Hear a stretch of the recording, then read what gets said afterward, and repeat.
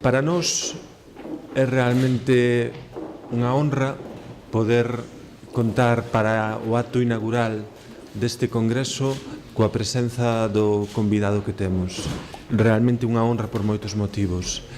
Non me gustaría que soasen a palabras baleiras, a palabras ocas, como un compromiso, porque realmente tanto Irene como a min sentimos desde o primeiro momento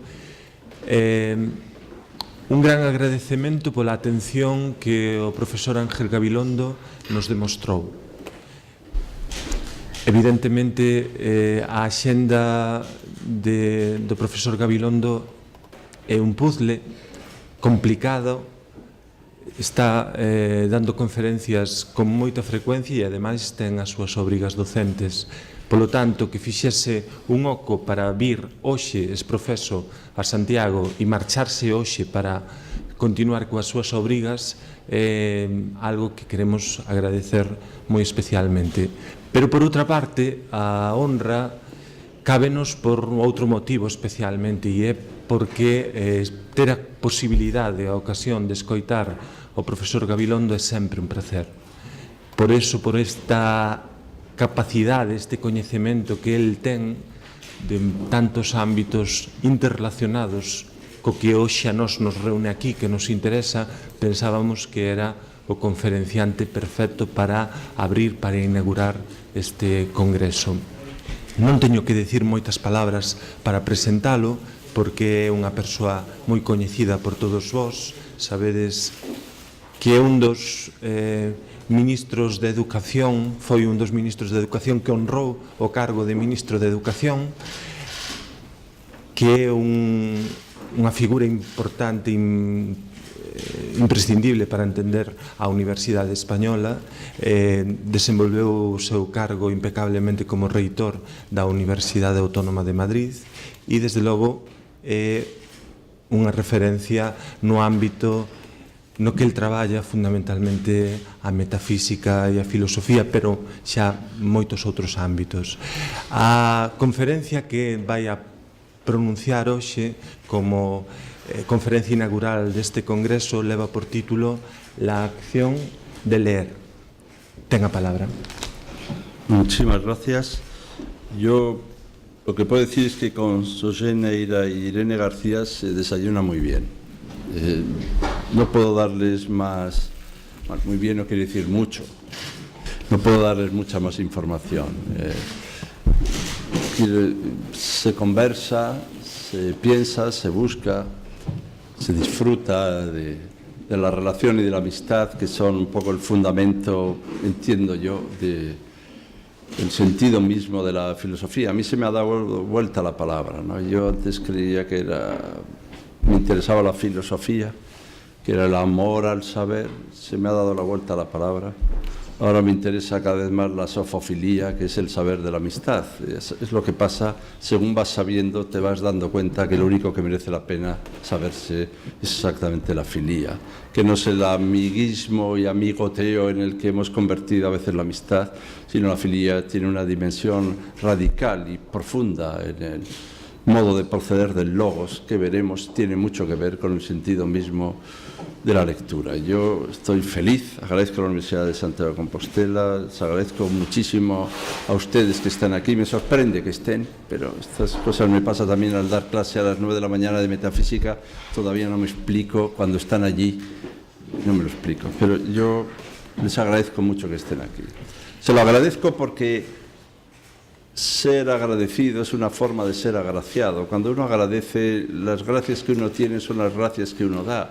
Todas veces que hay cosas que solo se tienen si se dan. Aprender que hay cosas que solo se tienen si se dan lleva a veces un tiempo. Pasa con las gracias y pasa también con el amor, ¿no? Si uno dice no lo voy a dar el amor porque se me va a acabar y como ame se me voy a quedar sin él, no ha descubierto que precisamente solo se tiene cuando se da. Pero pasa lo mismo con el conocimiento. Si uno dice voy a guardarme el conocimiento para así saber yo mucho, pronto descubre que el conocimiento es una relación y solo se tiene cuando se da el conocimiento, solo se transfiere. Así que esos que ponen en el despacho no molestar, estoy haciendo currículum, pues harán currículum, pero no hacen conocimiento, toda vez que el conocimiento solo es conocimiento en la donación. Así que Se trata, yo escribí una cosa que titulé Darse a la lectura.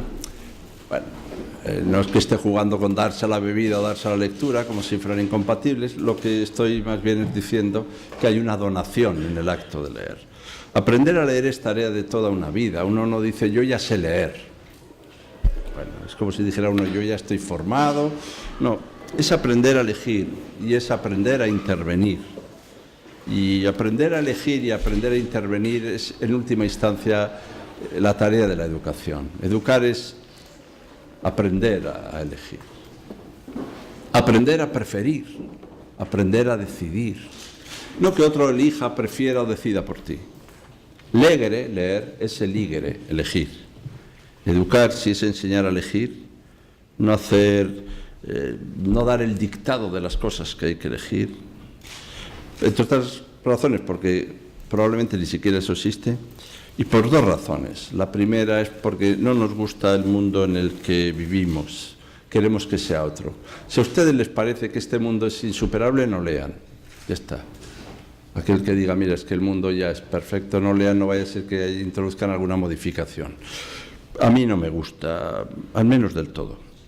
Me gusta vivir en mi mundo, es mi mundo, pero no me gusta el mundo en el que vivo. No nos gustamos nosotros tampoco del todo. Nos queremos mucho, pero no nos gustamos del todo. La gente que no se quiere mucho es muy peligrosa. La gente que se gusta mucho también es peligrosa. La cosa es como quererse mucho sin gustarse mucho, lo cual tiene sus líos, pero esto tiene que ver con la acción de leer. Solo leen quienes se quieren mucho y se gustan poco. Nos movemos en el terreno, por tanto, de lo deliberable, de lo discutible, de lo debatible. Cada vez es mayor el espacio de la incertidumbre, el espacio de lo que es discutible. A mí solo me interesan las cosas discutibles. Lo indiscutible no me interesa nada. Además, sospecho de lo indiscutible. Es decir, de aquello me interesa lo que precisa participación, intervención. Crece la incertidumbre. Alguno dice, pero si lo que crece es el conocimiento. Pero es que según crece el conocimiento, crece el desconocimiento. Cuanto más conocimiento hay más desconocimiento. Aumenta lo que desconocemos, lo que no sabemos. Así que esto es como las enfermedades. Conforme vamos evitando las que hay, salen nuevas. Pasa un poco con el desconocimiento. El desconocimiento crece a la vez que el conocimiento. Así que les hablo como alguien que desconoce. La lectura adopta siempre la forma de una relación. Es una relación con un tú. Eso es la lectura. La relación siempre con un tú. Ya veremos qué tipo de tú. Es decir, adopta la forma de una conversación. Y en un proyecto como el que hay aquí, que es un proyecto que tiene la atención, aquello que a mí me parece más fundamental en la sociedad actual es la atención a los más vulnerables, aquello que José Luis San Pedro llamaba los más necesitados, los más pequeños, los más débiles, los más niños, y sí que yo diría los más pobres, ¿no? La pobreza es la máxima exclusión. Pobreza en muchos sentidos. Por eso yo creo que la lectura también afronta esta pobreza del mundo. La lectura, por eso, cuando es conversación, es oportunidad. Y conversación significa hacer versiones distintas de uno mismo. Si uno mira la palabra conversare, significa hacer versiones distintas de uno mismo, dejarse llevar por distintas versiones, ser diverso. No hay conversación si uno no es diverso. Y esto es lo divertido. Lo divertido es la diversificación, en la cual uno va viviendo vidas distintas, siendo diverso de sí mismo. Yo no quiero ser idéntico a mí mismo. Me aburre ser idéntico a mí mismo. Incluso me aburre estar acabado, y es que no quiero estar acabado. Para mí estar acabado, estar finiquitado, es estar finado, es decir, estar muerto. Yo me conformo con tratar de ser íntegro, pero acabado. Y por eso, diverso, diversificado, divertido, conversar. Esto es toda una metanoia, una verdadera conversión. Conversión, conversación, diversión, diverso, diversificación. Es que esto era la educación, la paideia, la educación y la formación. Así que el objetivo es ser diferentes. Sean ustedes diferentes, por favor, todo lo que puedan. Diferentes también de sí mismos. Ser igual a sí mismo es aburridísimo. Ese es el aburrimiento ontológico. El aburrimiento ontológico consiste en ser siempre igual a sí mismo. Los alemanes, en alemán siempre todo parece más filosófico, lo llaman Langeweile, que es el puro durar de lo igual. Si ustedes siempre son iguales y les da todo igual, serán gente de un aburrimiento ontológico total. Y por eso yo quiero ser diferente. Diferente de mí mismo, para empezar. Yo quiero ser otro que yo. Yo no quiero ser yo, todo el día yo. Y por eso ser otro que yo es la primera de las condiciones para no ser xenófobo. La primera xenofobia empieza por no aceptar lo diverso que es uno para sí mismo, lo extranjero que es uno para sí mismo, lo extraño que es uno para sí mismo, lo otro que es uno para sí mismo. Sean raros, por favor. Algunos dirán, más raros todavía. Sean raros, por favor. Raros. Lo dice René Char. René Char, ponemos una cita porque siempre queda como más intelectual. René Char dice, desarrollad vuestra legítima rareza. Desarrollad vuestra legítima rareza. No dice que seamos raritos, dice que seamos raros, es decir, diversos y diferentes. Yo, para quienes todos los que estamos aquí amamos la igualdad, pues entonces lo que queremos la igualdad es la igualdad en los derechos, no la igualdad en la singularidad. Y por eso decimos en una fórmula, derecho a la diferencia, pero sin diferencia de derechos. En lo que sí queremos ser iguales es en la oportunidad, en la posibilidad, en el derecho, pero derecho a la diferencia. La lectura nos hace singulares, irrepetibles. Y singular quiere decir que nadie dirá tu palabra, nadie vivirá tu vida, nadie morirá tu muerte. Eres insustituible, irreemplazable. Como dice Etienne de la Boétie Montaigne cuando muere, mi amigo sin sustituto. Alguno dirá, yo no soy para tanto, yo no he dicho que eres para mucho, yo he dicho que eres insustituible, irreemplazable, singular, que nadie vivirá tu vida, ni dirá tu palabra, ni morirá tu muerte. Bueno, suponiendo que leer sea leer textos, que esto es muy discutible, o escribir sea, yo creo que escribir es leer un texto no escrito, el que escribe está en cierto modo leyendo un libro por venir. Hay un debate contemporáneo sobre lo que es un texto. Se habla de la lectura de edificios, por ejemplo, Gadamer. Digo, para que veamos el concepto de lectura, cómo va lectura de edificios. Gadamer habla de la lectura de edificios y de cuadros. Maga habla de la lectura de imágenes.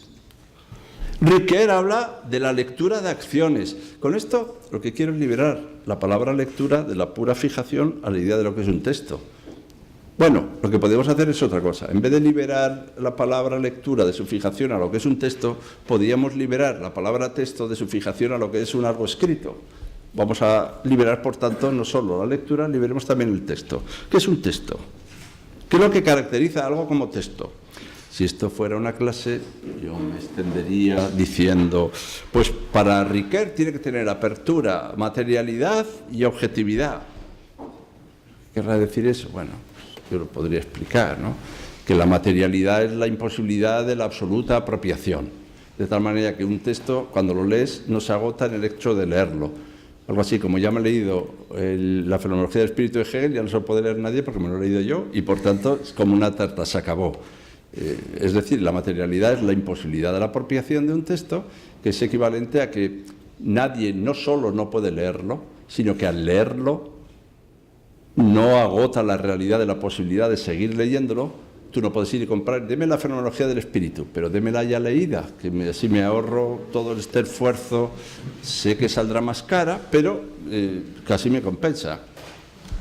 Pero esto es lo que dice Riquet, porque Derrida dice que lo que caracteriza un texto es que sea reitinerable, que sea repetible, que sea citable, que se puede citar y que se puede volver a él y que se puede mover y desplazar. Por eso ahí aparece la idea de collage, ¿no? De un collage. ¿Qué es un collage?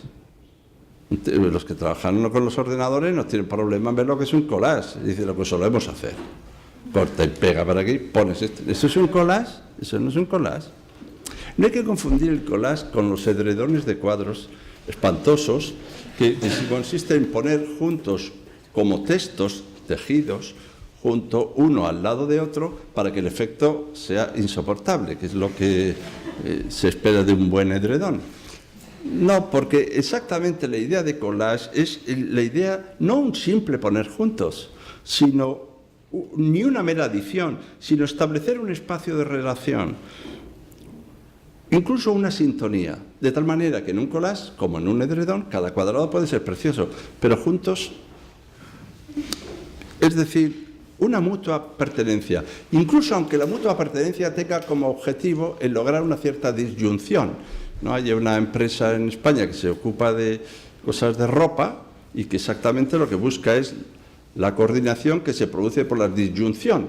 Y entonces es una marca muy conocida que lo que hace es descomponer la conjunción para que de modo disyunto quede muy coordinado.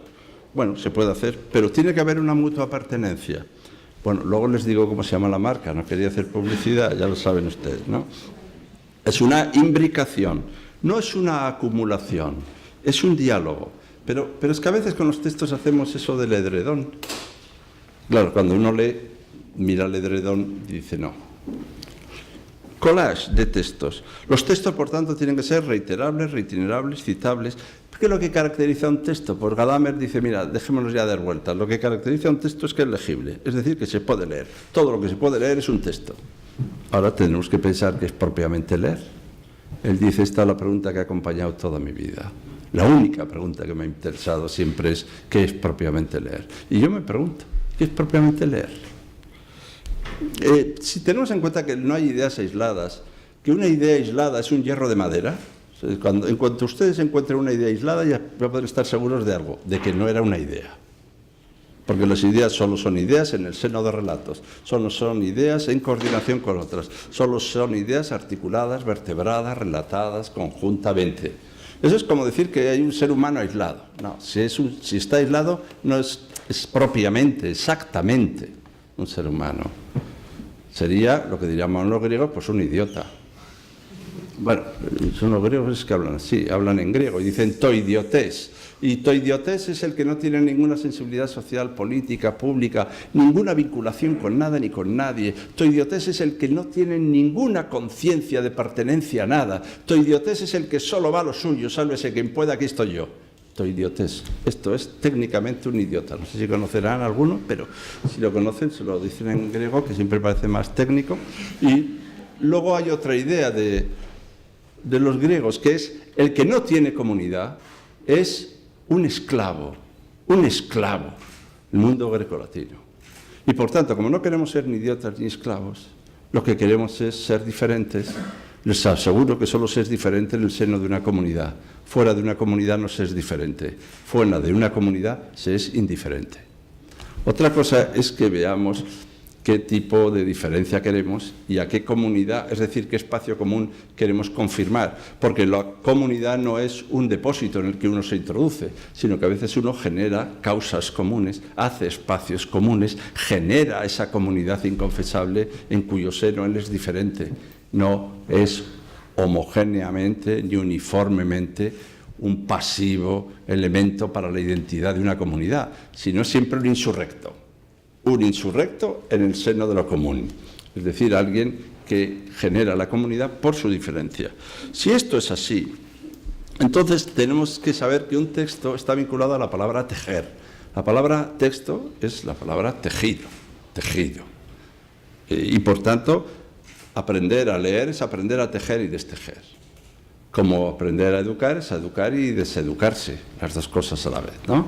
Entonces, ¿qué tarea es esta, la tarea de leer? Pues es una tarea política, erótica y poética. Política, bueno, si uno lee la política de cuando la política tenía que ver con la polis, la política de cuando la política no era politiquería, politicastra, sino era la construcción de la ciudad, la política de cuando la política de Platón en las últimas páginas está hablando de quién es el político. El político es un tejedor, el político es el que trama, intriga, digo, hasta ahí vamos bien, ¿no? Pero constituye una urdimbre, casi como un tejido, es el que es capaz de tejer ciudad. La ciudad no se construye, la ciudad se teje. Y además se teje con la pura presencia. ¿Dónde está Roma? Roma no es un sitio lleno de romanos. Roma está donde esté un romano. Donde esté un romano, allí está Roma. Cada sujeto es ya un miembro que articula y vertebra. ¿Dónde está la Universidad de Santiago? Donde esté alguien de la universidad. Pero, pues esta tarea, además de ser política, tiene que ser también erótica. El eros del banquete de Platón, ¿no? Así cuando va en camino del banquete de Platón, le dice uno al otro, oye, ¿qué decimos? Vente conmigo, que ha ganado Gatón un concurso de poesía, ¿te vienes conmigo? Y lo pasamos una tarde fenomenal. Y dices, que a mí no me han invitado. Y pues no importa, tú vienes conmigo. Y dice, ¿qué decimos al llegar? Y le dice Sócrates, a Aristodemo. Juntos los dos, mientras vamos de camino, deliberaremos qué vamos a decir. Bueno, quedémonos con esto. Incluso les propongo que pongan juntos los dos, mientras vamos de camino, deliberaremos qué vamos a decir.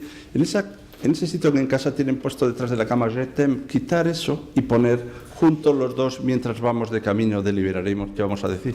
Porque exactamente la noción del eros no es en Platón el movimiento que conduce del uno al otro y del otro al uno, sino el movimiento que conduce a ambos en la dirección de algo otro. Y por tanto el eros no es un movimiento del yo al tú y del tú al yo, sino el movimiento de ambos en la dirección de algo otro. Ya veremos qué importante es esto para la lectura. Porque la lectura no es el flautista de Melín, del autor que todos seguimos. Porque el buen profesor, como el buen escritor, no dice hazlo como yo. El buen profesor dice hazlo conmigo.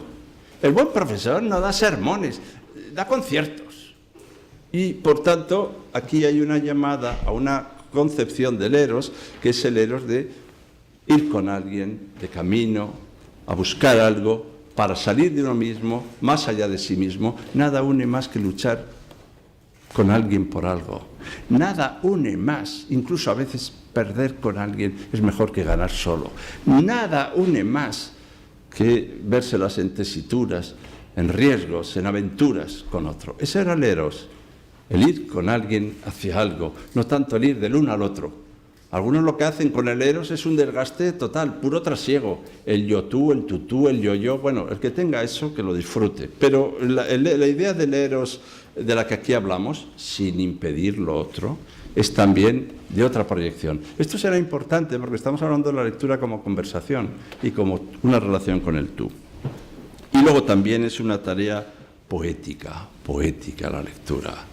Poiesis significa creación, poética no significa hacer versos, poética significa ser capaz de crear o generar algo. Eso es una labor poética. Hay algunos que hacen versos muy bien, pues enhorabuena, pero no es obligatorio. Incluso a veces no es aconsejable, vistas las cualidades. Y por esto, sí, pero siempre es necesaria una actividad poética. Vivir poéticamente es imprescindible, decir poéticamente es imprescindible. Y poéticamente significa recordar el texto con el que acaba el Fedro de Platón. Es un texto sobre si es conveniente escribir o no escribir. ¿Y cuál es la respuesta? Pues depende de cómo se escriba.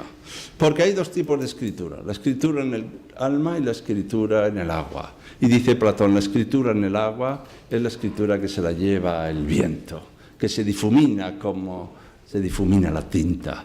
Pero la escritura en el alma es la escritura que florece como una semilla en el corazón de quien escucha, y como los jardines de Adonis, esa simiente produce frutos en el quien lee. Fíjense que esta escritura en el alma a la que yo me referiré hoy es la escritura que tiene la capacidad de producir en quien escucha una reactivación del decir, hasta hacer decir algo otro que lo que, aunque estaba en simiente, aún no se había dicho. Y yo digo, si la escritura en el alma, aunque no lo dijera Platón, no está remitiendo exactamente a la lectura.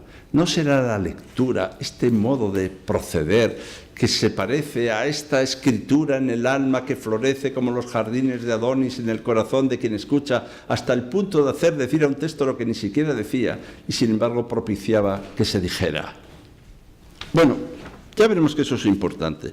Nosotros, amigos agricultores, somos agricultores. Somos de campo. ¿Qué le vamos a hacer? Me refiero a los que se ocupan de temas como la escritura o la filosofía. La escritura, como la filosofía, nacieron en la misma zona, Asia Menor, en la misma época, siglo VIII a.C. Y además, a la vez que la agricultura era el regadío.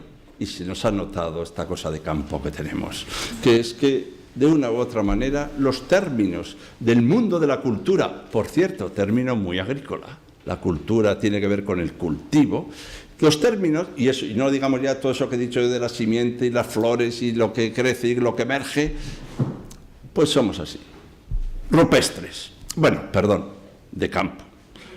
Y agricultores, porque además tiene que ver con la sedentarización. Y esto es otra cosa. La sedentarización. En cuanto uno dice cultura, ya está viendo sillas por toda la zona. Y por tanto, sedentarios, agrícolas, escritores, seres de pensamiento y de regadío, porque también, ya que se empezó con la sedentarización, precisamente en esa misma época se empieza a trabajar con el regadío. Dejemos esta para otra conferencia. Otro día hablamos del campo. Nosotros, los todavía griegos, los que somos griegos, todavía griegos, pues entendemos que toda esta terminología nos lleva a pensar que la lectura se parece algo a labrar, a arar, a regar, a sembrar, a mirar a los cielos si lloverá o no lloverá, a ver qué frutos hay, a ver qué... Este es el lenguaje del mundo de la cultura como cultivo, y cultivo también de uno mismo, como cuidado y cultivo de uno mismo. Escribir es injertar, insertar. Pero fíjese que injertar no es poner como en el collage una cosa al lado de otra y hacerlo mal. Injertar es que lleva su cosa. Y además tiene que agarrar.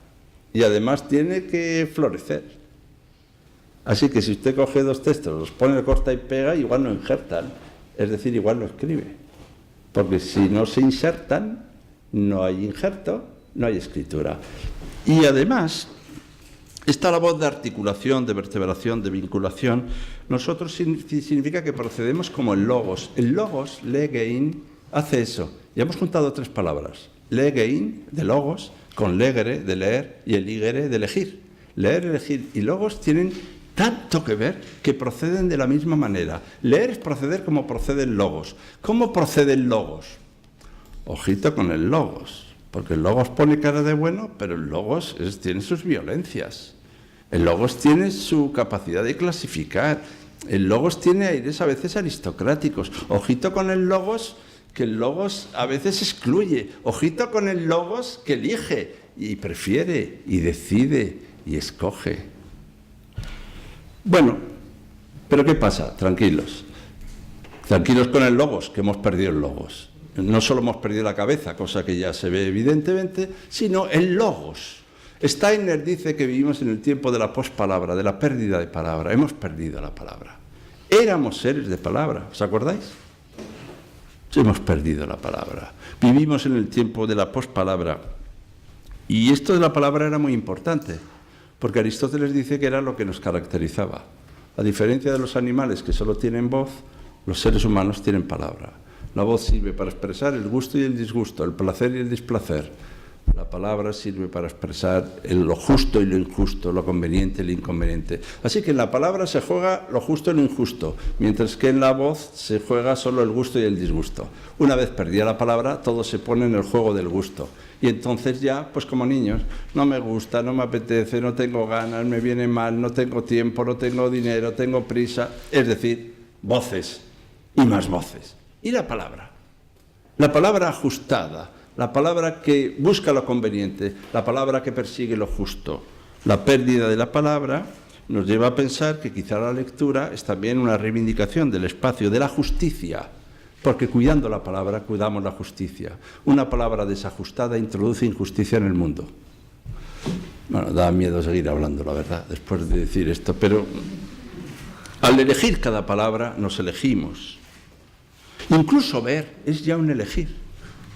Algunos dicen, si es que basta verlo. Basta verlo. Como si verlo no fuera una elección.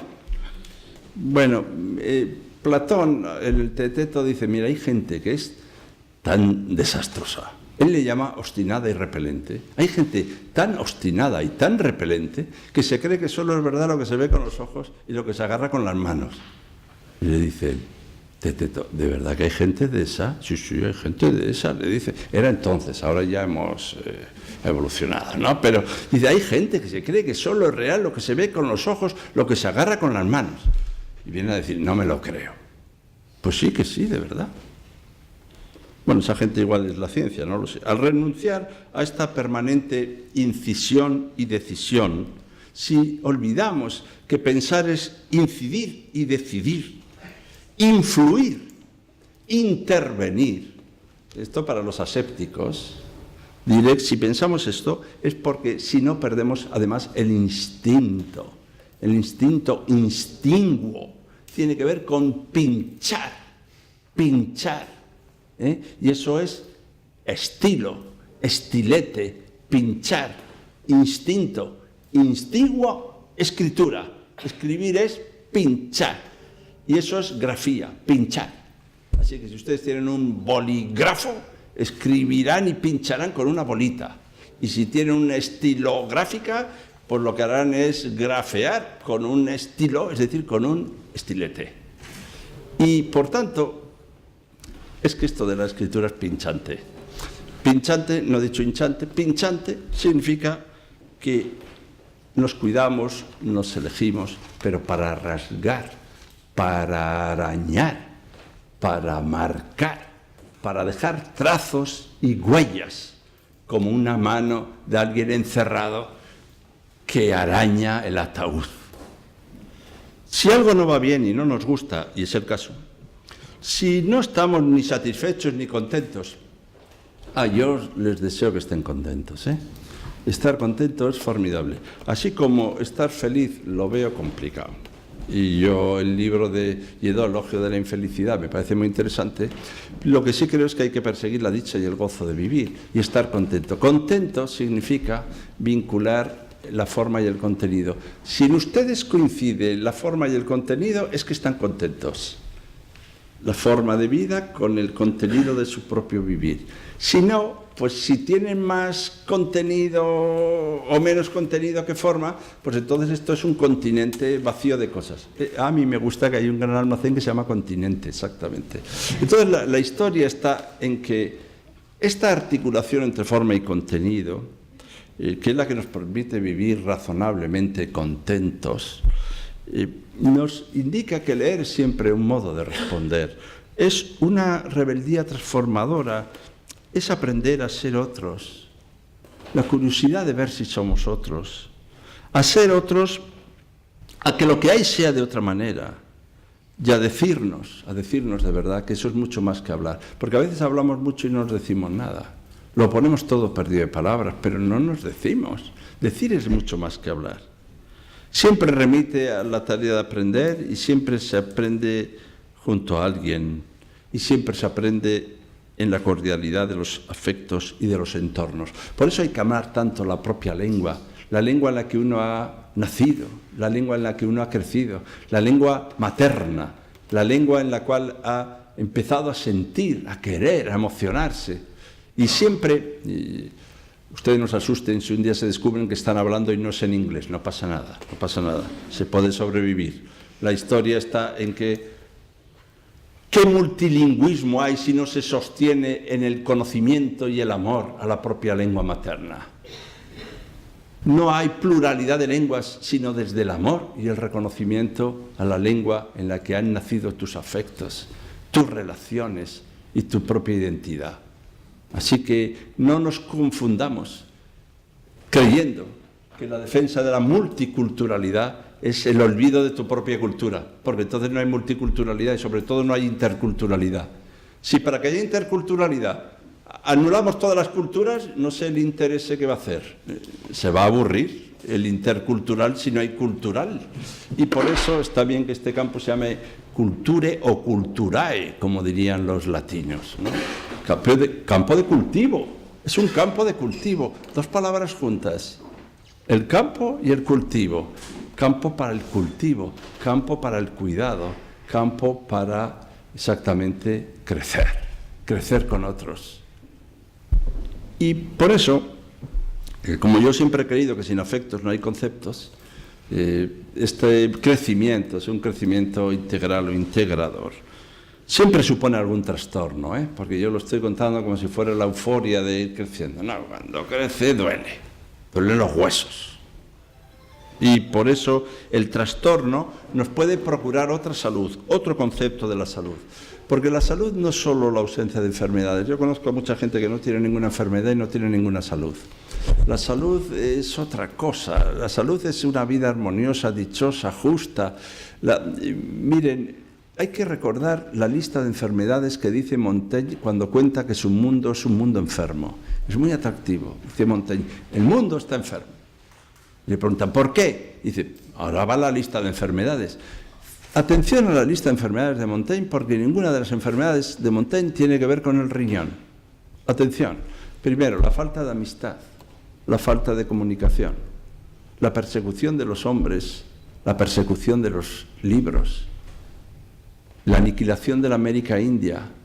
Y él sigue, es una lista cortita, pero es atractiva, ¿eh?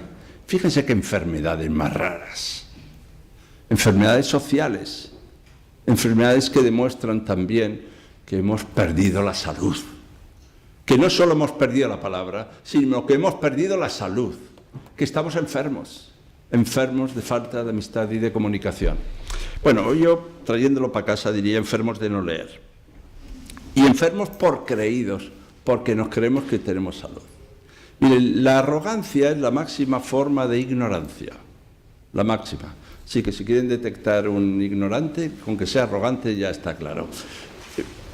Y recuerdo que el 31 de marzo de 1914, aunque parezca mentira, yo no había nacido, y lo recuerdo, nació Octavio Paz. Y Octavio Paz, cuando estaba hablando de esta voluntad que queremos de transformar el mundo, yo ya aviso que en algún lugar escribí que puestos a cambiarlo todo conviene incluirse. Digo porque yo conozco a algunos que quieren cambiar el mundo pero se les olvida incluirse. Yo soy partidario de incluirse.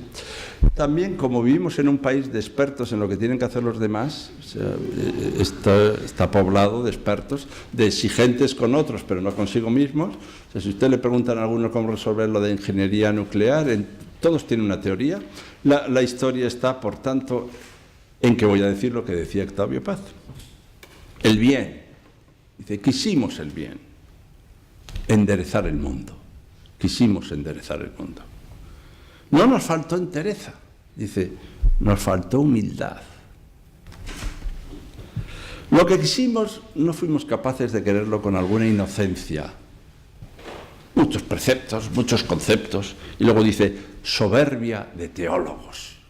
No tengo nada contra la teología, solo digo que Octavio Paz dice que esta cosa de querer cambiar y enderezar el mundo, este mundo se va a enterar que he nacido yo, ahora se va a enterar el mundo. Yo, en estos textos de Octavio Paz, escritos sobre cuando era más joven, él viene a decir, nos falta a veces humildad y nos sobra soberbia, a todos. Por eso, leer es un acto de humildad y de sencillez. Ser sencillo es el objetivo, el horizonte de la lectura. Llegar a ser sencillo lleva toda una vida, porque en cuanto uno se descuida, enseguida es alguien. Es tan difícil no ser nadie, es que en cuanto te has descuidado eres alguien. Cualquier pequeño detalle y ya tienes que poner algo en la tarjeta. Yo solo digo que llegar a ser sencillo no es llegar a ser simple y que no confundamos una cosa con otra. Ser simple no es nada atractivo. Que te digan eres un simple, pues es un horror. Que te digan eres sencillo todavía se acepta de alguna manera. Y esta sencillez, la limpieza y la pureza y la inocencia con la que uno abre un libro, ¿no? Como esperando encontrar lo que no tiene, lo que no necesita. Este cuidado y cultivo de sí mismo, esta cultura de sembrar, roturar y nutrir, no solo nos lleva a pensar que la escritura es un fármaco. Ya sabéis que Platón le llama a la escritura fármacon, y fármacon quiere decir remedio y veneno. De ahí viene la palabra farmacia, que es remedio y veneno. ¿Qué diferencia hay entre el remedio y veneno? ¿El que el remedio es uno y el veneno es otro? No, no, es el mismo. El remedio que el veneno. ¿Y cuál es la diferencia? La dosis. O sea, que si ustedes toman pastillas, 2 para dormir, a partir de 25 se complica la cosa del dormir y por tanto la diferencia no está en que tomen unas pastillas u otras. Si eran las de curar, sí, eran las de curar en 2, no en 25. Y por tanto, cuando está diciendo Platón que la escritura es fármacon, está queriendo decir que es remedio y veneno según la mesura, la dosis, la dosificación, según exactamente el ámbito en el que ajustadamente se es capaz de estar a la altura de lo que ella misma provoca. Pues la lectura pasa lo mismo. Con esto quiere decir que no lean ustedes, no se empachen a leer. No se tomen 25 de leer. Con 2 de leer. Con esto yo me refiero al modo de leer. Yo conozco a algunas personas que decían, estudiantes, que decían, me estoy leyendo todo Kant, ya solo me queda. Yo le veía con una angustia, digo, pobre chico, con lo bien que parecía que le iba la vida, ya solo me solo me queda... Les veo a algunos leyendo un libro, y esto es muy frecuente en los medios de transporte público, y miran lo que les queda, con un agobio, y cuando acaban, un suspiro, dice, por fin liberado estar, me quedan 130 páginas. Digo, pero vamos a ver, si es el modo, no es la cantidad, si es la manera en que se lee, el modo en que, y ahora hablaremos de ese modo. Así que yo sí creo que necesitamos palabras cerca, necesitamos palabras a mano. Necesitamos, es verdad que cuando está escribiendo Séneca a Lucilio le escribe y le dice, mira, mándame unas palabras que estoy hecho polvo, mándame unos textos que tengas por ahí, porque estoy muy mal, se me ha muerto un hijo, y le dice Séneca, mira, yo no tengo ninguna página por aquí. Si quieres te puedo escribir otra porque a mí te extrañarás, pero a mí también se me ha muerto otro. Así que te mando unos textos, que son las cartas a Lucilio. Yo siempre he dicho que la mesilla de noche es como una pequeña biblioteca. Incluso he llegado a decir que es un botiquín de emergencia de primeros auxilios. Que en la mesilla, miren qué tiene en la mesilla. Miren.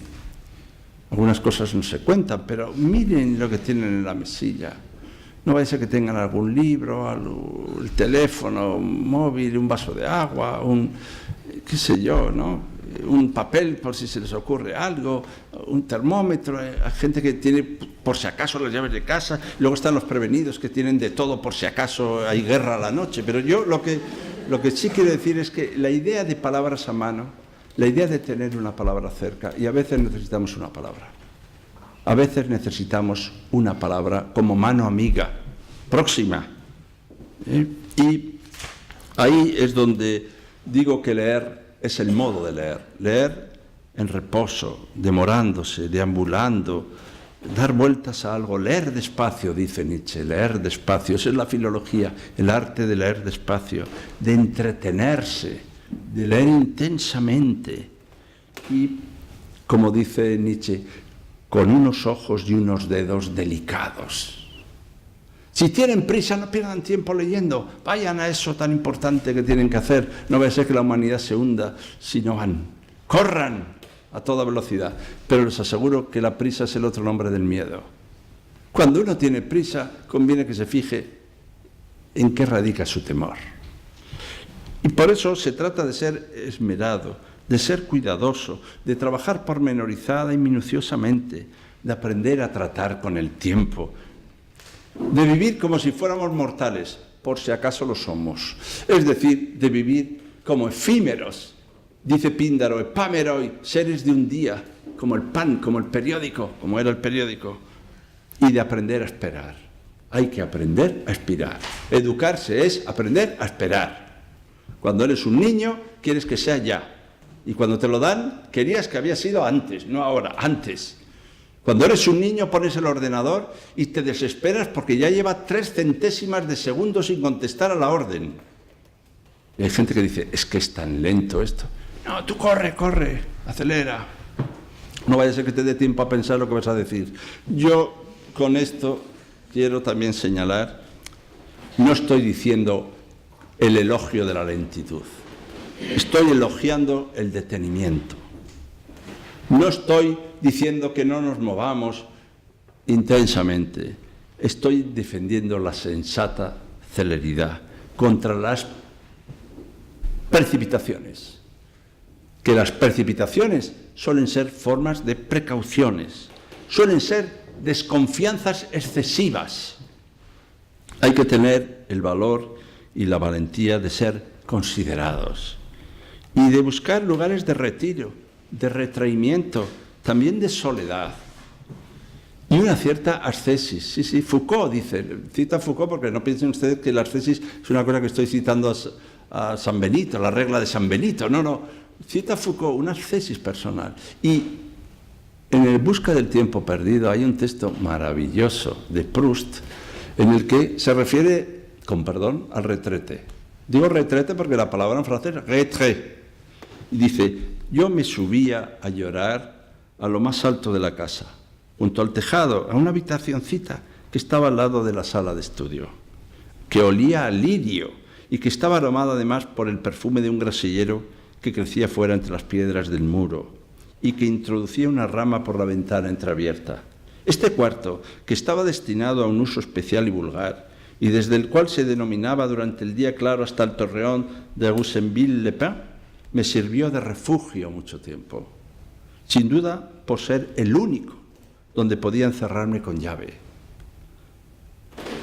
Para aquellas de mis ocupaciones que exigían una soledad inviolable. Atención a la lista de ocupaciones en el baño que exigían una soledad inviolable.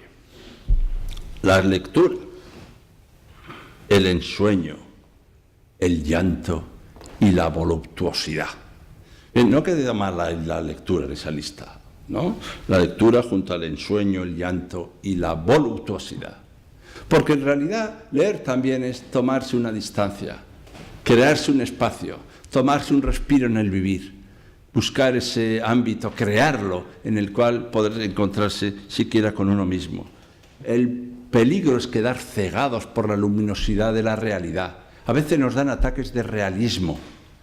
Bueno, ataques avícolas verdaderamente, ¿no? Yo siempre que hay en una reunión y hay gente que tiene cierta altura de vuelo, cierta mirada interesante, que desplaza las cosas, que no está en el ámbito pedestre, siempre hay alguno en la reunión, avícola, que dice, vamos al grano.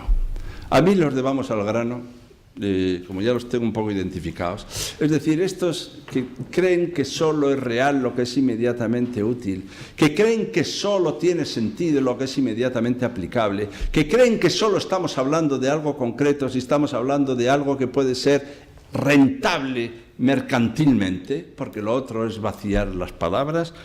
Todos estos los conocemos, son los que quedan cegados por el atril luminoso de la pantalla, cegados por la realidad fascinante del atril luminoso. Bueno, yo estoy a favor de las nuevas tecnologías, pero hay que leer al compás de un cierto escribir.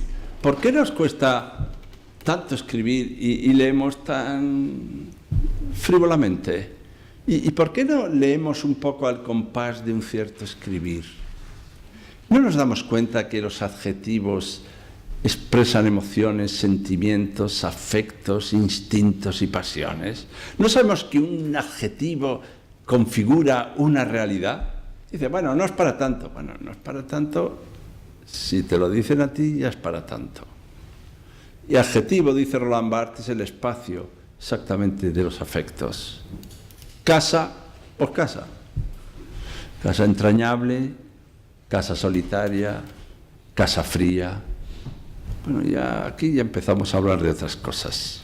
No solo de la realidad, sino de la realidad como relación, es decir, lo que nosotros sentimos respecto de la realidad, y entre otras cosas de la apertura de un espacio en el que pueda decirse algo así como la verdad. Vivimos deslumbrados por la inmediatez de lo que llamamos realidad.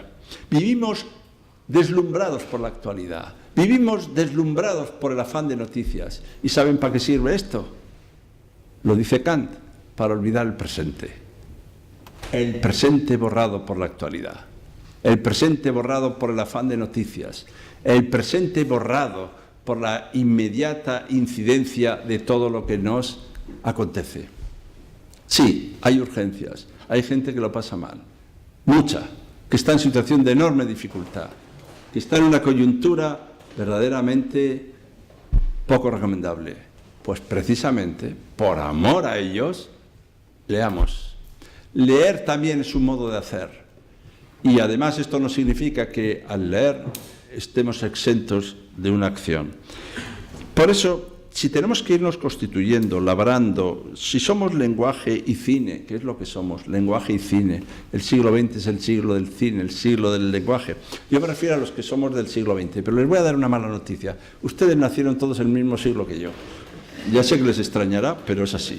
Y además les voy a dar otra peor. Se van a morir en el mismo siglo que yo. Esto ya se les parece imposible, ¿no? Pues les aseguro que también. Con esto quiero decir que más allá de una u otra cosa, la edad que uno tiene son los años que le quedan de vida. Esa es la que tiene. Lo otro, así que tenemos los presentes, está por ver. Y eso significa que hay que vivir cada instante con una intensidad que le dé la dimensión de una eternidad. y vivir cada instante como un instante irrepetible, y eso es leer. En la obra Secretum de Antonio Prieto se había vencido la muerte. Nadie iba a morir. Y cada uno tenía que elegir en qué edad quería quedarse. Y además no se podía tener hijos para que esto no se llenara. Y entonces hay un insurrecto que dice, pues yo quiero morir. Y el libro es el juicio al que quiere morir. Y le pregunta, ¿por qué quieres morir? Porque quiero que ahora que estoy mirando a las estrellas, este instante inconmensurable, irrepetible, que es la densidad de la eternidad en el instante, no vuelva jamás, y yo por tanto aquí me recreo como un mortal y por tanto vivo, porque lo otro no es ni vivir. El libro acaba bien porque le matan. Bueno, acaba bien, quiero decir, acaba regular. Toda vez que le matan, y él no quería que le mataran, quería morirse cuando le tocara. Pero de todas maneras yo no entro en el debate sobre ese libro. Solo quiero decir que aquí hay una reivindicación en lo que yo quiero hacer. Del instante frente al atractivo de lo que viene, que es la mezcla de la biología y de las nuevas tecnologías, que alumbra otros mundos, otras vidas y otros seres que no somos aún capaces ni siquiera de vislumbrar. Así que ya que hemos nacido en el mismo siglo y vamos a morir en el mismo, no se molesten ustedes si les llamo viejos y hermosos dinosaurios. Así que viejos y hermosos dinosaurios somos, mientras se avecina una mezcla de biología y nuevas tecnologías que alumbran un mundo que no podemos ni en el cine vislumbrar. Así que no se escribe solo a alguien, se escribe con él. Y el leer exige este aire generoso. El leer exige decir sí. Y decir sí y abrir el espacio para la llegada y la irrupción del otro. Escribir es abrir el espacio para la llegada del otro. Yo a esto le llamo el sí telefónico. El sí telefónico es que cuando uno coge el teléfono dice, sí, dígame. Dice, sí, sí, hombre, sí. Dice, pero como si el otro no ha hablado, ¿qué sí es este? No es un sí que asiente a lo que el otro ha dicho, toda vez que el otro ni siquiera ha hablado. Es un sí que abre el espacio de posibilidad para que el otro hable. Es un sí de apertura a la palabra del otro, no de asentimiento a lo que dice. Es el sí de la hospitalidad, el sí de la acogida. Si no, hagan ustedes la prueba, cojan el teléfono y digan, no, no, de ninguna manera, nada más cogerlo. Ya verán cómo... Bueno, esto hay que hacerlo si llama a una compañía telefónica, ¿no? Pero por si acaso es de una compañía telefónica. Pero la historia está en que la hospitalidad de la apertura, de la posibilidad de la palabra del otro es un elemento fundamental de la escritura. Por eso en la escritura es tan importante, ya veremos, que el texto tenga márgenes blancos. Dejen márgenes blancos. Dejen márgenes blancos. Veremos por qué. Así que un texto es también, nunca se puede leer solos, sus lectores y sus lecturas. Si escribimos de verdaderamente en el alma, además del ejercicio del cuerpo, está el ejercicio del espíritu, porque la lectura no es solo recuerdo de algo pasado, sino es revivencia de algo vigente. Clásico no quiere decir antiguo, clásico quiere decir vigente. Y por eso siempre que leemos, repasamos, revivimos y añoramos para deletrear en el juego lo que era el legado, lo que hemos recibido. Si uno mira el texto del final del Fedro, que tiene 3 páginas, casi yo diría que el mejor regalo que a mí me pueden hacer es que alguno al salir hoy, aquí, estos días, lea el final del Fedro. Yo creo que cuando hablamos solo o escribimos solo, cuando a alguien al escucharte le dan ganas de leer y de escribir. Yo siempre he aspirado a que al salir de clase quieran ir a leer algo. No decir que bien ha hablado este, sino... le dé ganas de leer. Pues bueno, deberes para casa al final del Fedro. Pues si ven esos 2 tipos de lectura, entre la lectura en el alma y la escritura en el agua, él vincula la escritura en el agua con el recuerdo y la escritura en el alma con la memoria. El recuerdo sería simplemente la repetición de algo ya pasado, mientras la memoria es la recreación de posibilidades que permite incluso tener una memoria del porvenir. Esta expresión, memoria del porvenir, la emplea Marguerite Yourcenar en sus textos, cuando está hablando de la memoria también de un futuro porvenir, porque la memoria abre posibilidades. Hay que leer no solo a otros, hay que leer con otros. Hay que hablar no solo a otros, hay que hablar con ellos. Hay que asumir esta extrañeza, esta extranjeridad. A mí me gusta en el Sofista de Platón que hay un personaje a que Platón le llama el extranjero. Bueno, me llama la atención, porque a todos les pone nombre. A mí me han presentado de muchas maneras, hoy me han presentado con mucho cariño y muchas maneras, pero la manera más extravagante que me han presentado, aparte de esas presentaciones que son tan largas que piensas que estás muerto y que están hablando y tú no te has dado cuenta y estás fallecido, porque creo que los que están fallecidos no se dan cuenta, pues entonces la historia está en que la presentación de aquel día fue como la del sofista de Platón.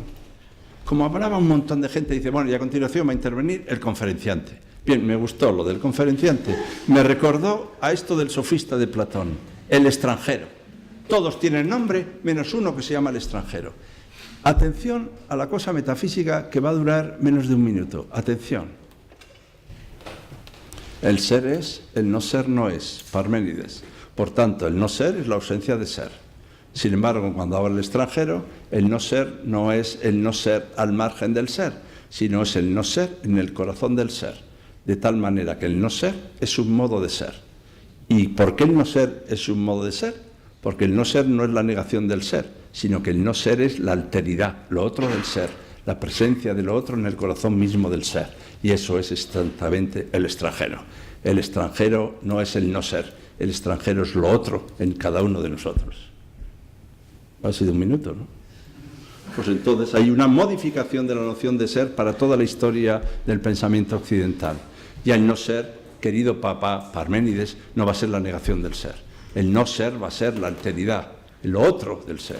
El reconocimiento del otro, la atención al otro, lo que nos va a liberar exactamente de nuestro ensimismamiento y solipsismo, lo que nos va a liberar de nuestro engreimiento, lo que nos va a liberar de nuestra autosuficiencia, lo que nos va a liberar de nuestra ignorancia es exactamente la llegada del otro.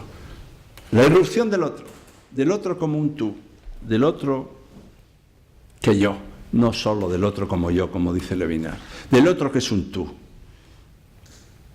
Y miren, hay que hablar de tú a tú.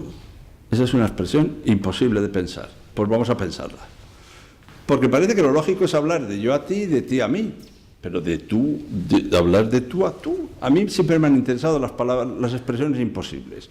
O sea, cuando mi madre me decía de niño que era de lo que no eres de lo que no hay, pues yo creo que he hecho metafísica por eso. Digo, ¿cómo se puede ser de lo que no hay? Esto ya yo lo veía, es como cuando te hacen las expresiones que hace falta, pero o hace o falta, no puede hacer falta. Pues ¿cómo se puede hablar de tú a tú? Porque yo hablo de yo a ustedes, ustedes a mí, o de mí a ti, o de tú a mí, pero de tú a tú. Es que para hablar de tú a tú hay que ponerse en el lugar del otro antes de hablar, incorporar al otro en tu propio decir, para ser un tú respecto de ti mismo y para ser así el tú respecto del otro. Porque si no eres tú respecto del otro, ¿cómo hablar de tú a tú? Solo se puede hablar de tú a tú cuando hay otro. Y asumes al otro. De hecho, yo cuando estoy solo nunca hablo de tú a tú. Yo solo hablo de tú a tú cuando hay otro. Pero esto significa que solo se puede ser uno mismo en la medida en que se es otro que el otro. Y por tanto, solo así se puede decir nosotros. ¿Por qué hablamos de nosotros? Pues porque somos otros unos respecto de los otros. Si no fuéramos otros, no habría nosotros. Somos nosotros porque somos otros. Y para los que quieren una sociedad de asimilación, de uniformización, de homogeneización, para quienes dicen yo no tengo nada contra los extranjeros, pero ya que vienen aquí que sean como yo, pues exactamente la homogeneización, uniformización, combate la incorporación. Incorporar es respetar la diferencia y asumir la alteridad irreductible del otro. El otro también tiene palabra. Porque mientras yo decía que tú eres único y tienes tu palabra, nadie dirá tu vida, nadie dirá tu muerte, se me olvidaba decir que al de al lado le pasa lo mismo. Es decir, que los otros también sueñan, que los otros también lloran, que los otros también sufren, que los otros también desean. Y eso pasa cuando uno lee un texto, que se encuentra con una alteridad, que la lengua es la venida del otro, que se nota como un desdoblamiento de uno respecto de sí mismo, que sabes que es lo otro, pero es lo otro de sí, y que notas una distancia de ti respecto de ti mismo. El que no nota que es él una distancia respecto de sí mismo tiene dos inconvenientes. Uno, que no tiene sentido el humor, porque el humor es la distancia de uno respecto de sí mismo, y sin sentido del humor no hay sentido del amor. El humor es una forma de inteligencia y por tanto hay que tener una distancia respecto de sí mismo para Pero le pasa otra cosa peor, el que no tiene una distancia respecto de sí mismo, que es que está muerto. Él no se ha enterado, pero nosotros sí. Porque la distancia de uno respecto de sí mismo es lo que constituye el tiempo, la historia y el lenguaje.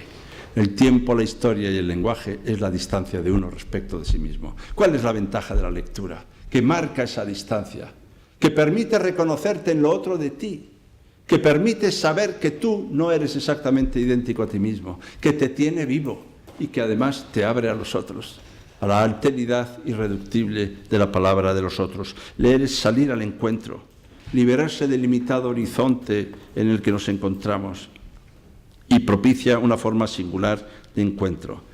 En la lectura, la amistad es vuelta a su primitiva pureza, dice Proust.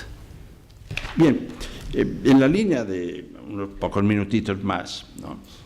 La lectura es la liberación y la marginación respecto de leer que silencia y acalla. Hay formas de exclusión. Así como educar es también educarse, dice Gadamer, nosotros nos autoexcluimos al dejar de leer. Al dejar de leer, nosotros estamos haciendo xenofobia para con nosotros mismos.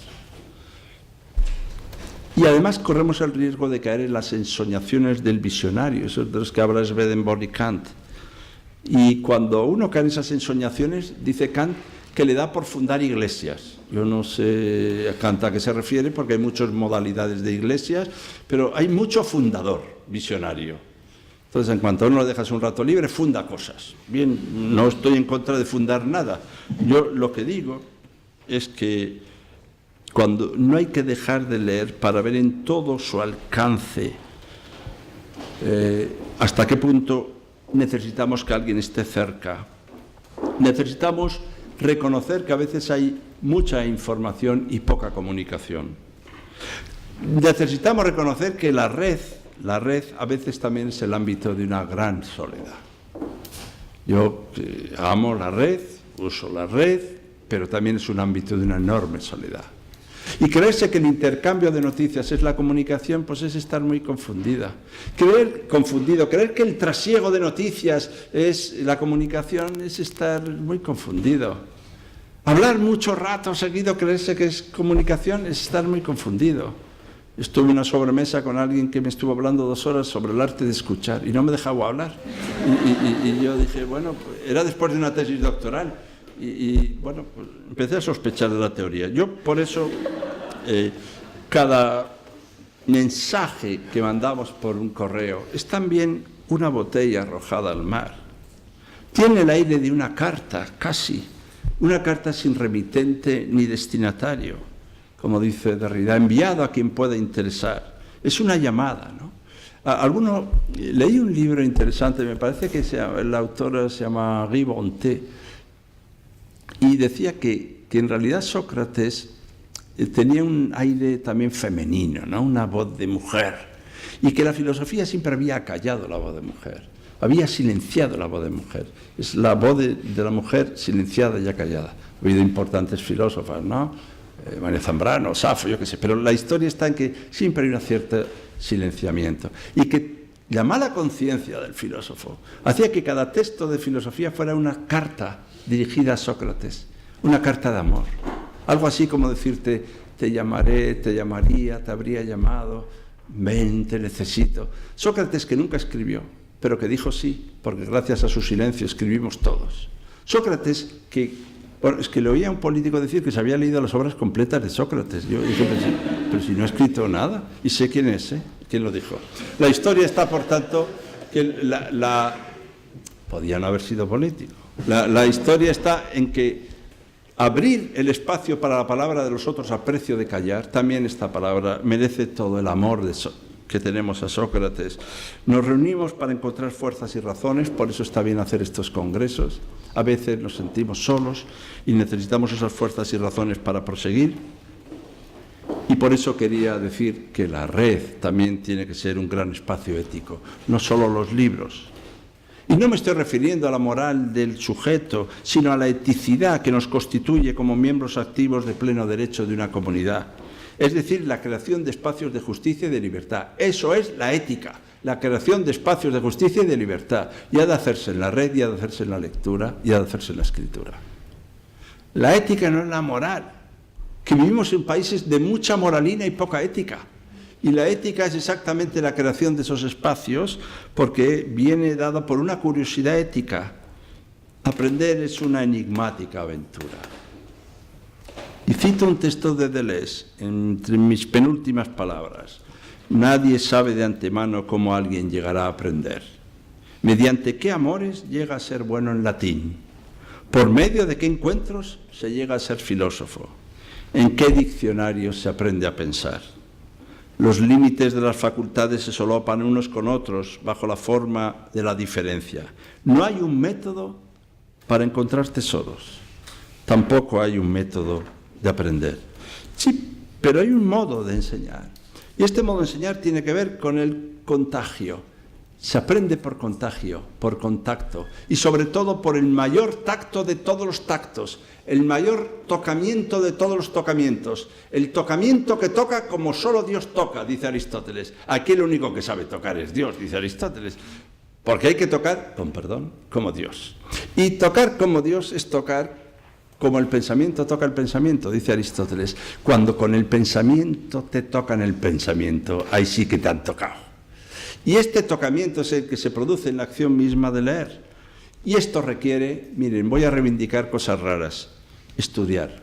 Yo soy partidario de estudiar. Yo sé que hay gente que cree que no, que se aprende por ciencia infusa. Yo soy partidario incluso de enseñar. Y soy partidario incluso de saber. Este pensamiento que toca el pensamiento contrapone a una sociedad que ha hecho de la utilidad el valor supremo, confundiendo el sentido de la utilidad con la tecnocracia, y tenemos que humanizar y dar sentido humano y ciudadano a lo que hacemos. Lean el libro de Nuccio Ordine, La utilidad de lo inútil. El ser humano nunca es un medio, siempre es un fin. Y la red no es nunca un instrumento, es un espacio de generación y de creación de otras posibilidades, porque el mundo es una imagen. Dice Heidegger, no hay que hacerse una imagen del mundo, el mundo es una imagen. Así que no hay que ser usuarios de la red, hay que ser ciudadanos en la red. Y entonces es cuando la podemos usar. Y usar de verdad, y amarla de verdad, y hacer de ella también un espacio de potenciación de nuestras posibilidades. Y hacer una nueva polis, y generar nuevas formas de participación, y dar respuesta con responsabilidad para vivir según lo justo. Porque si la comunicación no es la simple transmisión de noticias, sino la generación de todo lo que propicia comunidad, también produce turbulencias. Y hay que producir turbulencias. Amigos raros, amigas raras, provoquen turbulencias con su escritura y con su lectura, siquiera mínimas, porque esto producirá efectos inauditos. Y un ejemplo para acabar. Y un grito insurrecto. El ejemplo a todos quienes aman los libros, a quienes aman la edición, a quienes aman la palabra, a quienes trabajan en la coordinación, a quienes se preocupan del diseño, de la letra, del olor del papel. Yo haciendo la tesis tenía enfrente un chico que siempre que había un libro en la Ateneo de Madrid, lo olía, pero lo olía durante rato oliéndolo. Bueno, no sé, es un exceso, pero a mí el olor del papel, ¿no? La textura del papel, el objeto que el libro mismo es, ¿no? Los que eligen cada color, cada letra, cada diseño, los que hacen de esto artífices y artesanos de la belleza de la palabra, no artefactos, sino artífices. Hay que ser artífice y artesano de la propia vida. Hay que dar belleza al propio vivir. Uno es bello por la forma de vivir, no solo por el aspecto, por la forma de vivir. Nuestra verdadera belleza es nuestra forma de decir y nuestra forma de vivir. El ejemplo que quería ponerles antes del grito insurrecto es este. La página. Una página. ¿Qué lección nos da una página? Página que viene de pango. Página que quiere decir aldea. Página que quiere decir pacto también. Y en una página las interjecciones, con los adjetivos, con los sustantivos, con los verbos, con los signos de puntuación, allí van todos tratando de decirnos desde su diferencia algo en común.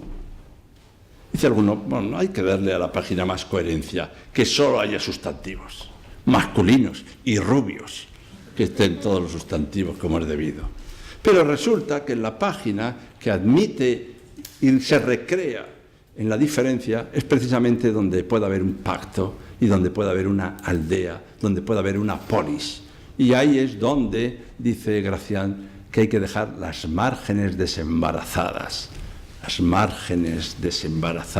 para que quien lee pueda iluminar, escribir, apuntar, dibujar, insultar, criticar, recrear, leer. No hace falta expresamente hacerlo sobre el libro, pero esos espacios nos permiten decir que siempre que leemos, leemos como escribiendo. Y Roland Barthes dice, hay autores que cuando los leo no solo me dan ganas de seguir leyendo, es que me da ganas de escribir. Y esto es lo que tenemos que propiciar también cuando incitamos al amor a la lectura, a que nos den ganas de escribir, de intervenir, de decir y de dejar hablar. Y dejar hablar no es ningún acto de permisividad, sino un acto de reconocimiento. Y vivimos en una sociedad donde no hay tantos espacios para hablar, donde muchas palabras están silenciadas, acalladas, escondidas y no llegan ni siquiera a ser palabra. Así que mi grito insurrecto a las minorías, miren, yo soy una persona muy convencional, así que no esperen ningún grito insurrecto de estos de muy allá. A los libros, no he dicho a las barricadas, he dicho a los libros. Ese era mi grito insurrecto. Nada más, muchas gracias.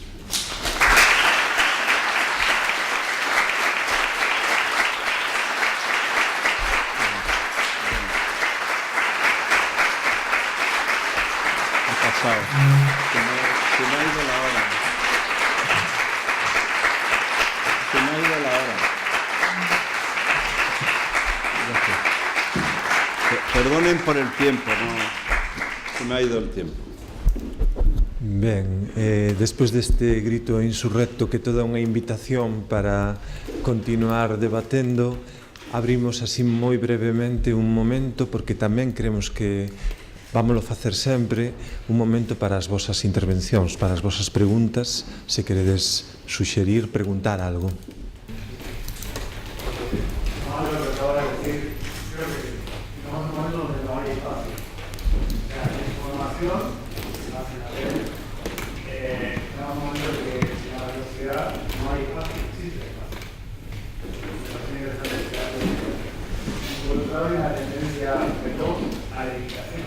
¿Alá? Perdón.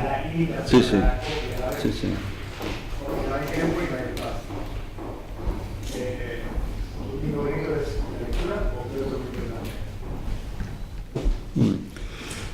Lo que pasa es que la lectura ya es mucho decir, porque la lectura no es... Yo ya he dicho que es elegir, es preferir, es decidir, es incidir, es intervenir. O sea, no cuando digo la lectura tampoco digo vamos a casa a leer.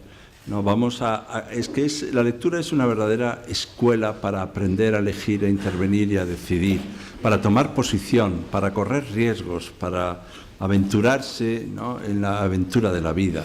Entonces, esto de creerse que hay dos tipos de gente, solo cuento una anécdota muy rápida, ¿no? Era un libro de Reverte, escribió alguien habló en la radio, alguien dice, me ha interesado mucho lo que ha dicho usted de su libro.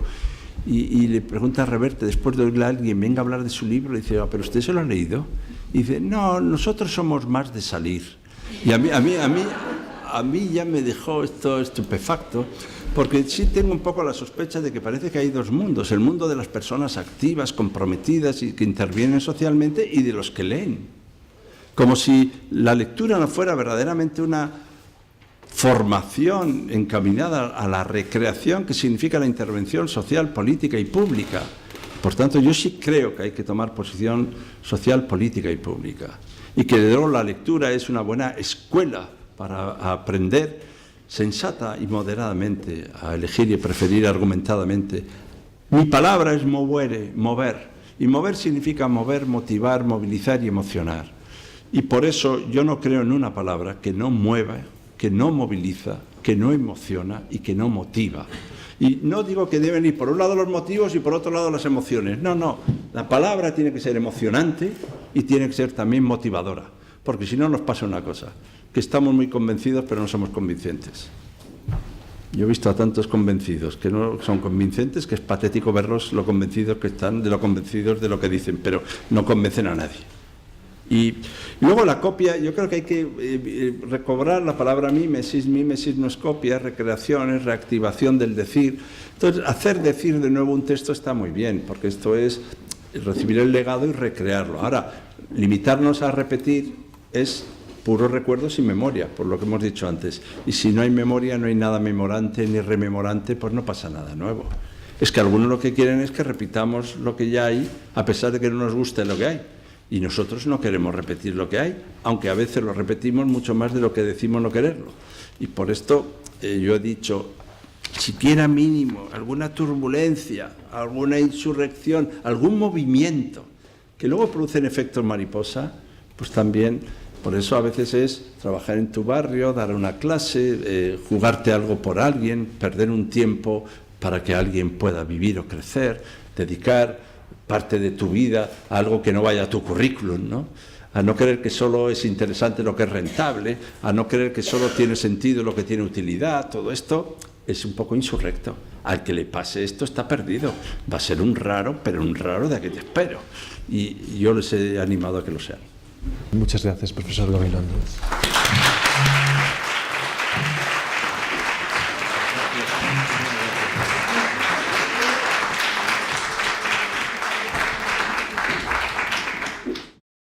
Que honrou o cargo de Ministro de Educación, que é unha figura importante, imprescindible para entender a Universidade Española.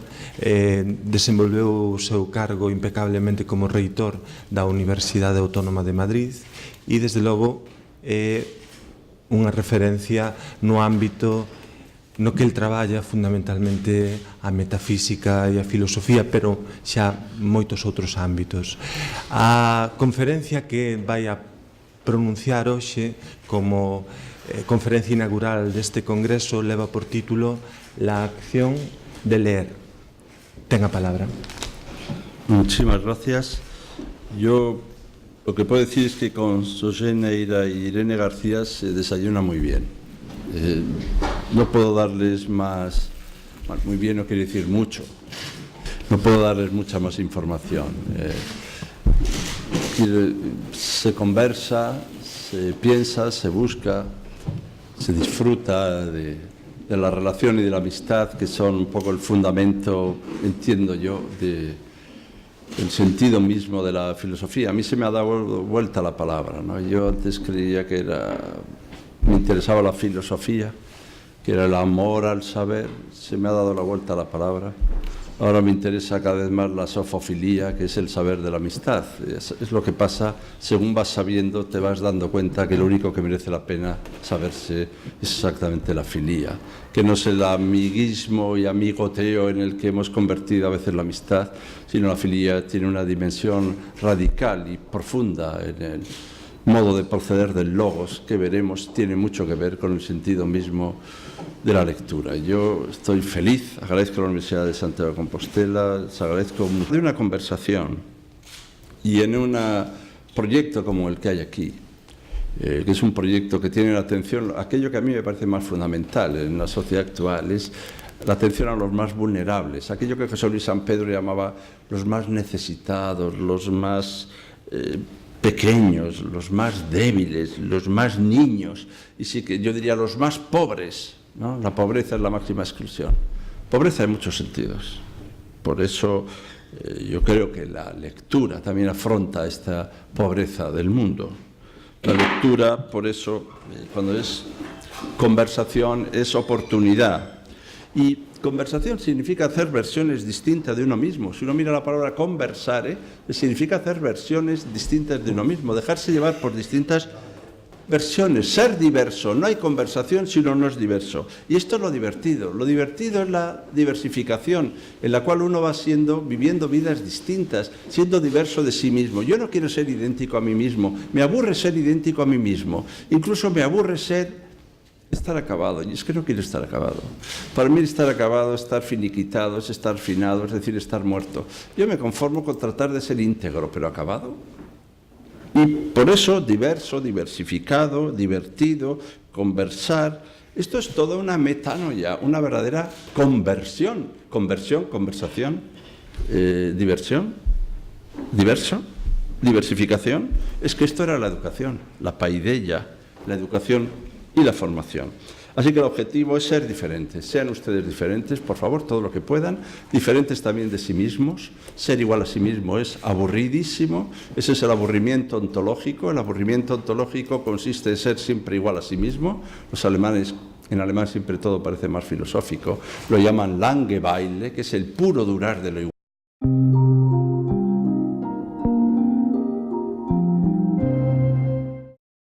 Para nós é realmente unha honra poder contar para o acto inaugural deste congreso coa presenza do convidado que temos. Realmente unha honra por moitos motivos. Non me gustaría que soasen a palabras baleiras, a palabras ocas, como un compromiso, porque realmente tanto Irene como a min sentimos desde o primeiro momento un gran agradecemento pola atención que o profesor Ángel Gabilondo nos demostrou. Evidentemente, a axenda do profesor Gabilondo é un puzzle complicado, está dando conferencias con moita frecuencia e ademais ten as súas obrigas docentes. Polo tanto, que fixese un oco para vir hoxe exprofeso a Santiago e marcharse hoxe para continuar coas súas obrigas é algo que queremos agradecer moi especialmente. Pero, por outra parte, a honra cábenos por outro motivo especialmente, e é porque ter a posibilidade, a ocasión de escoitar o profesor Gabilondo é sempre un placer. Por eso, por esta capacidade, este coñecemento que el ten de tantos ámbitos interrelacionados co que hoxe a nos reúne aquí, que nos interesa, pensábamos que era o conferenciante perfecto para abrir, para inaugurar este congreso. Non teño que decir moitas palabras para presentalo, porque é unha persoa moi coñecida por todos vós. Sabedes que é un dos ministros de Educación, foi un dos ministros de Educación. No dar el dictado de las cosas que hay que elegir, entre otras razones porque probablemente ni siquiera eso existe, y por dos razones. La primera es porque no nos gusta el mundo en el que vivimos, queremos que sea otro. Si a ustedes les parece que este mundo es insuperable, no lean, ya está. Aquel que diga, mira, es que el mundo ya es perfecto, no lean, no vaya a ser que introduzcan alguna modificación. A mí no me gusta, al menos del todo. Me gusta vivir en mi mundo, es mi mundo, pero no me gusta el mundo en el que vivo. No nos gustamos nosotros tampoco del todo. Nos queremos mucho, pero no nos gustamos del todo. La gente que no se quiere mucho es muy peligrosa. La gente que se gusta mucho también es peligrosa. La cosa es como quererse mucho sin gustarse mucho, lo cual tiene sus líos, pero esto tiene que ver con la acción de leer. Solo leen quienes se quieren mucho y se gustan poco. Nos movemos en el terreno, por tanto, de lo deliberable, de lo discutible, de lo debatible. Cada vez es mayor el espacio de la incertidumbre, el espacio de lo que es discutible. A mí solo me interesan las cosas discutibles. Lo indiscutible no me interesa nada. Además, sospecho de lo indiscutible. Es decir, de aquello me interesa lo que precisa participación, intervención. Crece la incertidumbre. Alguno dice, pero si lo que crece es el conocimiento. Pero es que según crece el conocimiento, crece el desconocimiento. Cuanto más conocimiento hay más desconocimiento. Aumenta lo que desconocemos, lo que no sabemos. Así que esto es como las enfermedades. Conforme vamos evitando las que hay, salen nuevas. Pasa un poco con el desconocimiento. El desconocimiento crece a la vez que el conocimiento. Así que les hablo como alguien que desconoce. La lectura adopta siempre la forma de una relación. Es una relación con un tú. Eso es la lectura. La relación siempre con un tú. Ya veremos qué tipo de tú. Es decir, adopta la forma muchísimo a ustedes que están aquí. Me sorprende que estén, pero estas cosas me pasa también al dar clase a las 9 de la mañana de metafísica. Todavía no me explico cuando están allí. No me lo explico, pero yo les agradezco mucho que estén aquí. Se lo agradezco porque ser agradecido es una forma de ser agraciado. Cuando uno agradece, las gracias que uno tiene son las gracias que uno da. todas veces que hay cosas que solo se tienen si se dan. Aprender que hay cosas que solo se tienen si se dan lleva a veces un tiempo.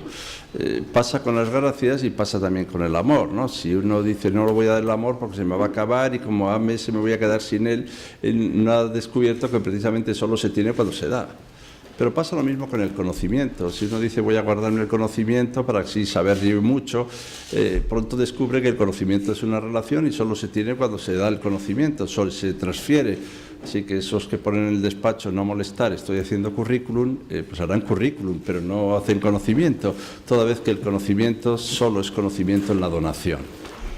Así que se trata, yo escribí una cosa que titulé Darse a la lectura.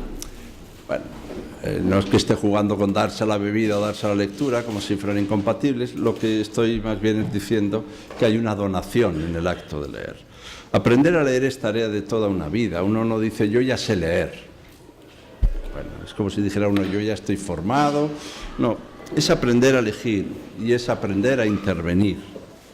Y aprender a elegir y aprender a intervenir es, en última instancia, la tarea de la educación. Educar es aprender a elegir. Aprender a preferir. Aprender a decidir. No que otro elija, prefiera o decida por ti. Legere, leer, es eligere, elegir. Educar, si es enseñar a elegir, no hacer